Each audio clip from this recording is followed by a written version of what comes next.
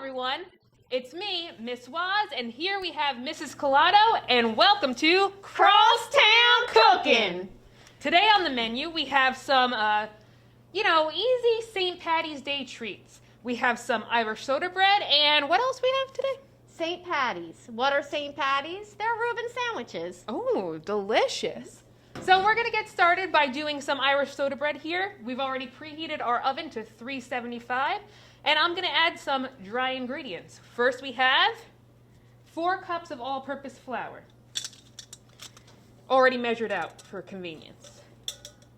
We're then going to add some white granulated sugar. So we have some baking powder and baking soda. Miss Collado, why do we use both of these? We need these 2 ingredients. Without these 2 ingredients, our Irish soda bread is not going to rise. So we put in both so that we get extra height and volume to our soda bread. Excellent, thank you. We also have some salt. Salt is always very important in baking because it does help to, just balance out the sweetness just a tiny bit. And now we like to incorporate our dry ingredients very well, so we use a wire whisk. Why wouldn't you use a wooden spoon? Because a wooden spoon isn't going to disperse the baking powder, baking soda, and the salt. So we're going to continue to whisk this so we ensure that all of our ingredients are properly incorporated. So, next, would you like to do some buttermilk and egg? Sure. Which one goes first, Mrs. Waz? First thing we're going to do is add 1 cup of buttermilk to our dry ingredients. Okay. So here's our buttermilk, and it's at room temperature. Beautiful. And then we need 1 egg. Okay, what about our margarine? Do you have to put our margarine in at any time? We're going to Yes. put our margarine in right now. The margarine does go in with the liquid ingredients. It's softened. It's very softened, so it's easy to stir it in. And then after I incorporate those ingredients and mix them really well, I'm going to add our egg. Now, Miss Collado, is this going to be more of like a dough or a batter? We're looking for a soft dough. It's not going to be a stiff dough like a pizza dough. We're not really going to develop the gluten or the protein that is found in flour too much because we want this texture to be delicate and soft and easy to chew. So I think sometimes when you have soda bread that's super dry, it's because you overmix the ingredients. So we're not going to do that. And you can see that we are forming a very unput together dough, right? But there's another step that's involved, so don't worry. I do notice a lot of times in class, a lot of the kids want to keep mixing, and then don't realize that if you overmix, the dough is not going to be its proper consistency. Can remove as much as I can from the spoon. And then what's the next step? What do I have to do with this? So the next step says to form a dough into a round ball and, oh, I'm sorry, I lied. Turn the dough out onto a lightly floured surface, which we have here. And you're going to knead this slightly. We don't need to knead as much as it would be a yeast bread because we do not need to produce that gluten like we do in yeast breads. So I'm just gathering up all of my ingredients, and by kneading it, you really get to mix everything together. Remember, we have some margarine in here, so we want that to disperse out. And we have our buttermilk, which is keeping this together. So if I can just pick this up and press lightly, you don't want to press too hard because then it's going to be a tough product. So as long as I can form a loaf with my flour, I'm good to go. And I didn't put too much flour on the countertop because then it would be dry. Kneading actually does 3 different things. It does produce some gluten, so that way the dough is a little stretchy. It releases gases out from the dough. And it also, the big thing is, combines the ingredients better than you can really do in a bowl. And if you could see, the ingredients are all coming together, and it's forming more of a solid dough than loose pieces. Okay. What do you think? Another couple seconds? Yeah. Okay. There we go. All right. I think I'm just going to shape that. Is that a good shaped loaf right there? That looks like a good shaped loaf to me. All right. What do we have to do now? All right, so now we're going to put this on our prepared baking sheet. We have parchment paper on, so it prevents stickage on the pan. It's a great word, Mrs. Thank you, I made it up myself. Stickage. I would like to use that more often. Please do. And then we need to do a kind of like an egg wash on top of this bread to help make it a little more golden brown in the oven.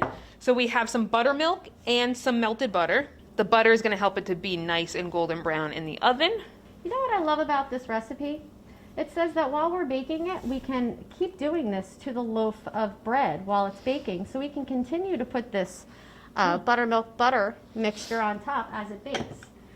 And I know the recipe calls for an X, but I really love Crosstown Cooking. So I think I'm just going to put a heart instead of an X for a little steam escape. We're just going to draw a heart. And to think we thought Valentine's Day was over. It's not. It is not over. Every day is Valentine's Day because we love this show. So now we're going to put this in the oven for about 50 minutes and wait till you see the final product. You are just going to be loving St. Patty's Day.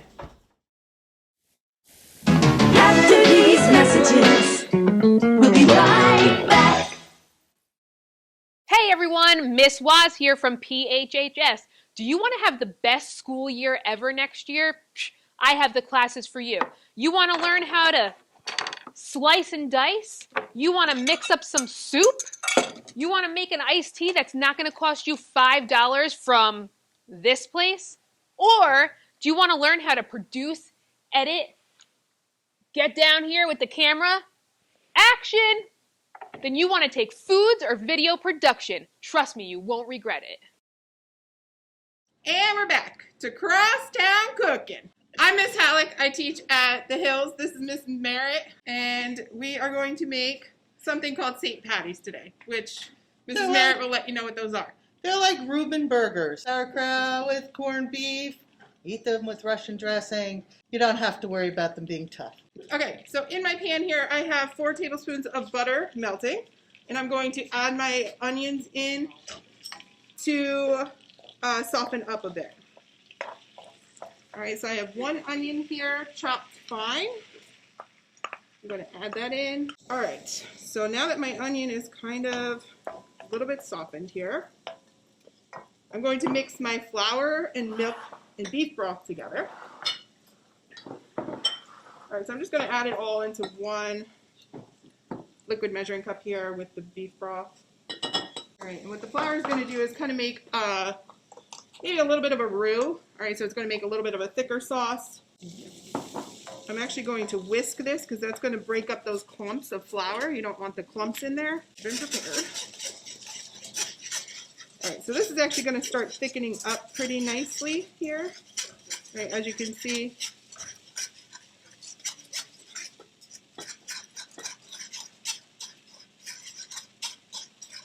All right, and then we're going to add in our sauerkraut, all right, which is chopped fine as well, kind of minced.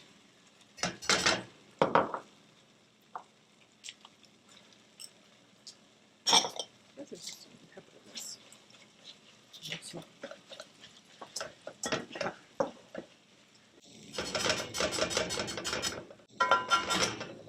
I'm going to go back to the wooden spoon here because it's just easier to stir, and when you're using a wooden spoon on the stove, it's not going to get hot. All right, and I'm going to add in my corned beef. This was just 1 corned beef that I made prior to today. All right, I actually put it in the slow cooker with enough water to cover it, some garlic, whole peppercorns, the seasoning packet that comes with the corned beef, and I think that was it. So, you see I put the egg in here, and we're going to, it's going to pop up right away. It means our oil is ready. Okay. Going to take the patty, which Miss Halleck has redone for me, and put them in here. And I think we're a little hot, so I'm going to turn this down a little. Okay, going to medium, and we're looking for golden brown to a medium brown. Put them on plate. You can have everyone make their own sandwiches, or these look nicer. Yeah, very nice. Okay. All right, so when you go to assemble these, you're going to put a little bit of Russian dressing on your sandwich, or on the bread. If you like cheese like I do, you could put another piece of Swiss cheese on top if you'd like. And then you can put it on both sides. I'm just going to do it on one. And you're just going to put it on there. And voila. 1 hour later. All right, so here we have our finished Irish soda bread. It is golden brown. It is delicious. We have our heart because we love each other so much. Ladies, come on over. If this is not a good bread, I haven't seen one, you know? So, thank you so much for joining us for our first ever cooking show. And next time we will see you for our Cinco De Mayo celebration. And we will see you next time on CrossTown Cooking.